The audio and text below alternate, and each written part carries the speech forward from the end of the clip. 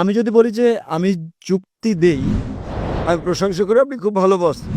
তো স্যার আমি যদি জবাবে সন্তুষ্ট না হই, আপনি সন্তুষ্ট না হন,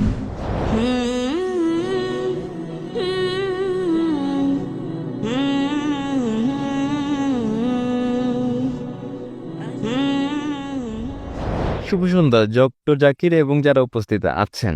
আমার কোনো কিছু বলার আগে আমি কেবল বলতে চাই, আমি যা জিজ্ঞেস করছি তাতে কাউকে অসম্মান করা আমার লক্ষ্য নয়, এবং সবার কাছে আমি খুবই তরুণ, তাই কিছু বেঠিক বললে আমাকে ক্ষমা করবেন। আমার প্রশ্ন হচ্ছে, যতদূর আমি দেখেছি এবং জেনেছি, আমার চতুর্পাশে আমি দেখেছি ইসলাম প্রতিমা পূজায় বিশ্বাস করে না। তাই আমি জানতে চাই প্রতিমা পূজায় বিশ্বাস না করার কারণ কি? এটা আমার প্রথম প্রশ্ন। ভাই প্রশ্ন করলেন যে তার বিশ্বাস মতে ইসলাম প্রতিমা পূজায় বিশ্বাস করে না। কেন ইসলাম প্রতিমা পূজায় বিশ্বাস করে না? যে কারণে ইসলাম প্রতিমা পূজায় বিশ্বাস করে না তা হচ্ছে এটা নিষিদ্ধ। পয়েন্ট নাম্বার 1, আপনি ঈশ্বরের প্রতিমা বানাতে পারেন না। ঈশ্বরের প্রতিমা বানালেন আপনি ঈশ্বরকে অবমাননা করলেন। ধরেন আপনি প্রতিমা বানালেন এবং ধরেন প্রতিমাটা পড়ে গেল, প্রতিমাটার কি হলো? সেটা ভেঙে গেল। যদি প্রতিমা নিজেকে সাহায্য করতে না পারে, কিভাবে আপনাকে সাহায্য করতে পারবে? স্যার, কিন্তু এখানে আমার পয়েন্ট হচ্ছে, যদি ঈশ্বরের প্রতিমা থাকে সেটা আসল ঈশ্বর না হতে পারে যিনি বিরাজমান, কিন্তু এটি আমাকে তার প্রতি উপাসনায় সহায়তা করে, প্রার্থনায় মনোযোগ বাড়িয়ে দেয়। যদি এটা সাহায্য করে আসল প্রার্থনায় মনোযোগ বাড়াতে, আপনার কি ধারণা এটা কি ঠিক? ভাই বলছেন যে সে প্রতিমা যদি ঈশ্বরের প্রতি মনোনিবেশে সহায়তা করে সেটা কি তার জন্য ভালো নয়? কিন্তু ঈশ্বর যখন বলছেন আমার প্রতিমা বানিও না, তবুও কি আপনি বলবেন এটা স্রষ্টাকে মনোনিবেশে সাহায্য করে? এটা কি ঠিক না ভুল? যদি আপনি ঈশ্বরকে ভালোবাসেন তাহলে তাকে মান্য করবেন কিনা? যদি আপনি ঈশ্বরকে ভালোবাসেন তাকে মানতে হবে। ধরুন আপনি একটা কোম্পানিতে কাজ করেন এবং বস আপনাকে বলছেন যথাসময়ে অফিসে আসুন। আপনাকে ঠিক 10টায় আসতে হবে। আপনি বলবেন না, আমি যদি 11টায় আসি, আমি ঘুমাবো, আরো ফ্রেশ থাকবো, আমি 11টায় আসবো। সেটা কি ঠিক না ভুল?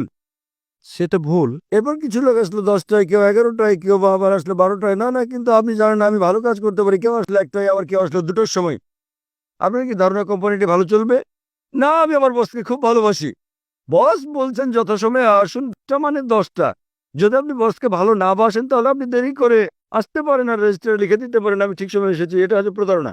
তাই আল্লাহ স্পষ্ট করে বলে দিয়েছেন কোরআনে যে প্রতিমা পূজা করা নিষিদ্ধ।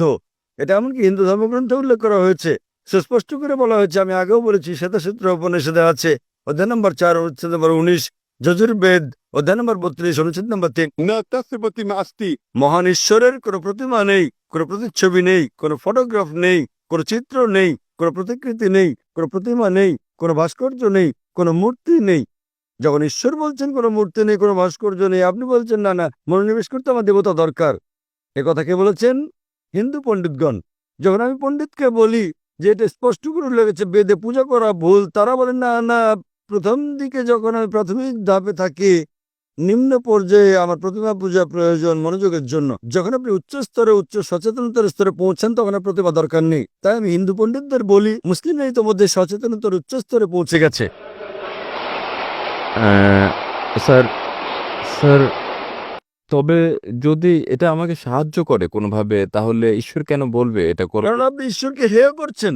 ধরুন আপনার বস বললেন 10টায় আসতে, না এটা আমাকে সহায়তা করে, আমি যদি 11টায় আসি শান্তি অনুভব করি, তাহলে আপনার বস আপনাকে বলবেন। যদি আপনার সহায়ক হয় তাহলে কোম্পানি থেকে বেরিয়ে যান, অন্য কোম্পানিতে যোগ দেন, যেখানে কেউ আসে 10টায়, কেউ 11টায়, কেউ 12টায় আসে। আপনি কর্মচারীকে বললেন 10টায় আসতে, ধরেন আমি কর্মচারী বললাম দুপুর 12টায় আসবো, আমি শান্তি অনুভব করি, এটা আমাকে ভালো লাগে, আমি প্রশংসা করি আপনি খুব ভালো বস। আপনি কি পছন্দ করবেন? প্রতিদিন আপনি বলেন আমার বস খুব ভালো, আমার বস খুব ভালো, আপনি তসবিহ জপেন, আপনার জপমালা, আমার বস খুব ভালো। অন্য কর্মচারীরা বিকেলে আসে, 2টোর দিকে আসে, আমার বস খুব ভালো, আমার বস খুব ভালো। বস বলবেন ভাই, আপনি আমার প্রশংসা বন্ধ করেন, সময় মতো অফিসে এসে কাজটা করেন। তাই আপনার ঈশ্বর, আপনার স্রষ্টা আপনার ধর্মগ্রন্থে আপনাকে বলেছেন, হিন্দু ধর্মগ্রন্থে, খ্রিস্টান ধর্মগ্রন্থে, মুসলিম ধর্মগ্রন্থে, প্রতিমা বানিও না। আপনি ঈশ্বরকে অবমাননা করছেন। এত ক্ষমতাবান ঈশ্বর, তার প্রতিমা বানাচ্ছেন। কে প্রতিমা বানাচ্ছে? কে বানাচ্ছে? মানুষ। তখন ঈশ্বর বলবেন আমি মানুষ জাতিকে বানিয়েছি, এখন মানুষই বানাচ্ছে আমাকে। কি বোকামি এটা! স্যার, কেন আপনি করেন না, না। যখন ঈশ্বর আপনাকে বলছেন প্রতিমার প্রয়োজন নেই, প্রতিমা ছাড়া ঈশ্বরের প্রতি মনোনিবেশ করো? স্যার, আমরা ঈশ্বরকে সৃষ্টি করছি না। আমরা যখন প্রতিমা গড়ি এবং আমি আমি ভাবি আমরা তাকে হেয় করছি না। যখন আমরা প্রতিমা বানাই এটা কেবলই তার একটি আকৃতি বানানো এবং আমার ধারণা এটা তারই অংশ বিশেষ যদি এটা সেখানে আপনাদের থাকে না। বেদে উল্লেখ আছে? স্যার আমি হিন্দু নই, আমি বেদে বিশ্বাস করি না, তাহলে কি আপনি খ্রিস্টান? আমি যৌন। জৈন। জৈনরা কি ঈশ্বরে বিশ্বাস করে? হ্যাঁ তা করে। আপনি কি আপনাদের জৈন মতবাদ জানেন? কে আপনাদের ঈশ্বর বলেন আমাকে? স্যার প্রভু মহাবীর। তিনি হলেন ত্রিতাঙ্ক, তিনি ঈশ্বর নন। আপনি জৈন মতবাদ জানেন না? স্যার আমি নাও জানতে পারি না। জৈন মতবাদ একটি নাস্তিক্যবাদী মতবাদ। জৈন মতবাদ একটি নাস্তিক্যবাদী মতবাদ। আপনি কি হিন্দু ধর্মকে জৈন মতবাদের সঙ্গে মিশ্রিত করছেন? স্যার আমি বলছি যে আমি হিন্দু নই। আমি জানি আপনি হিন্দু নন, কিন্তু আপনি জৈন হলে এবং আপনি বলছেন মহাবীর ঈশ্বর, আপনার জৈন গ্রন্থে কোথায় উল্লেখ আছে মহাবীর ঈশ্বর? তিনি হচ্ছেন একজন ত্রিতাঙ্কা, হ্যাঁ স্যার তিনি হচ্ছেন, তিনি ঈশ্বর নন। তাই তবে আমরা তার উপাসনা করি এবং অন্য সব তীর্থঙ্করদের মতো। কিন্তু তিনি ঈশ্বর তো নন। মহাবীর কি বলেছেন আপনাদেরকে তার উপাসনা করতে? না আমি এসব পড়িনি। আপনি জানেন না তাই আপনাকে বলছি। আপনারা জানেন না মহাবীর কি বলেছেন এবং আপনারা বলছেন মহাবীর হলেন তীর্থাঙ্কর। এটা কি আপনার কর্তব্য না যে মহাবীর কি বলেছেন তা খুঁজে বের করা? হ্যাঁ স্যার তাই। তাহলে আমি কি করবো? কারণ আপনি একজন অযৌক্তিক মানুষ। স্যার আমি কি, যখন আপনি কোনো কোম্পানিতে যোগদান করেন সেখানকার নিয়মকানুন মেনে চলেন না। জি স্যার। জৈনবাদ এক ধরনের নাস্তিক্যবাদ। তাই তারা বিশ্বাস করে যে যারা জীবন লাভ করে তাদের মৃত্যু জন্ম জন্ম মৃত্যু জন্ম মৃত্যু হয়। যদি আপনি চক্রমুক্ত হন, যখন আপনার কোনো ইতিবাচক নেতিবাচক দিক থাকে না, তখন আপনি লাভ করেন নির্বাণ। জৈনবাদ অনুসারে 24 জন মোক্ষ অর্জন করেছেন জি স্যার। এবং মহাবীর হচ্ছেন 24তম তীর্থাঙ্কর। জি স্যার। 24তম। স্যার। তিনি ঈশ্বর নন। স্যার। তার মানে আপনি আপনার মহাবীরকে চেনেন না, জৈনবাদ সম্পর্কে জানেন না। কিভাবে আমি আপনার সঙ্গে জৈনবাদ নিয়ে কথা বলি? স্যার আমি এখানে তা বলছি না স্যার। আমি যা জানতে চাই তা হচ্ছে যে প্রতিমা পূজা, স্যার যা আপনি বলছেন স্যার কোরআনে প্রতিমা পূজা ভুল একথা উল্লেখ করার কোরআনে কারণ উল্লেখ কি? আছে, বাইবেলে উল্লেখ আছে।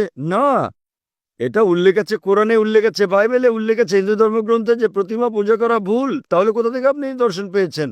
স্যার স্যার আমার বক্তব্য হচ্ছে, আমার পয়েন্ট হচ্ছে যে যেখানে আমরা ধরে নিচ্ছি যে যদি কোরআন হয় আসলে ঈশ্বর যা বলছেন তাহলে তার মানে মানে সেজন্যই প্রতিমা পূজা ভুল। আমি যদি বলি যে আমি যুক্তি দেই, হতে পারে তা একটি পয়েন্ট ছাড়া যুক্তি। তবু যদি আমি বলি যে কোরআন ঈশ্বরের বাণী নয় তাহলে কি আসল যুক্তি যে প্রতিমা পূজা ভুল? খুব ভালো, তাহলে আপনাকে বলতে হবে কোনটা ঈশ্বরের বাণী। যদি কোরআন ঈশ্বরের বাণী না হয় তাহলে কোনটা ঈশ্বরের বাণী বলেন আমাকে। স্যার আমি জানি না, তাই আমি আমি জানি, আপনি আমাকে অনুসরণ করেন। যদি আপনি না জানেন তো শিক্ষককে জিজ্ঞেস করেন। একজন ছাত্র বলছে শিক্ষককে 2+2=4 নয়, শিক্ষক বললেন কত বলছে আমি জানি না। কিন্তু স্যার আমি যদি জবাবে সন্তুষ্ট না হই? যদি আপনি সন্তুষ্ট না হন তাহলে কারণ সেটাই। আপনি কি আমার আগের উত্তর কখনো শুনেছেন, আমার ভিডিও দেখেছেন? না স্যার এই প্রথম আমি আপনার বক্তৃতা শুনছি। আচ্ছা, আপনি কি আমার আগের উত্তর শুনেছেন যা আমি বিজ্ঞান সম্পর্কে এক নাস্তিককে বলেছি? আপনি কি মনোযোগ দিচ্ছেন? স্যার হতে পারে সে সময় আমি হলে ছিলাম না, আপনি কি? সে উত্তরটা হচ্ছে, যদি আপনি না থেকে থাকেন আমি অনুরোধ করি আপনি যান এবং দেখুন আমার ভিডিও ক্যাসেট কোরআন কি আল্লাহর বাণী, আমার ডিভিডি। ওকে নামটা কোরআন বলবেন? কি নামটা কি আবার বলবেন? কোরআন কি ঈশ্বরের বাণী? কোরআন কি ঈশ্বরের বাণী? এবং ইনশাল্লাহ যদি আপনি মুক্ত মনে এটা দেখেন, আপনি ইনশাল্লাহ গ্রহণ করবেন যে কোরআন ঈশ্বরের বাণী এবং বিশ্বাস করবেন ঈশ্বর একজন, যার কোনো প্রতিমা নেই, এবং ইনশাল্লাহ আপনি এটা গ্রহণ করবেন। তাই যান এবং দেখেন ডিভিডিটা, এটা 4 ঘন্টার ডিভিডি। এবং ইনশাল্লাহ আপনার কোনো জিজ্ঞাসা থাকলে আপনি আমাকে লিখতে পারেন আমার ইমেলে zakir@irf.net।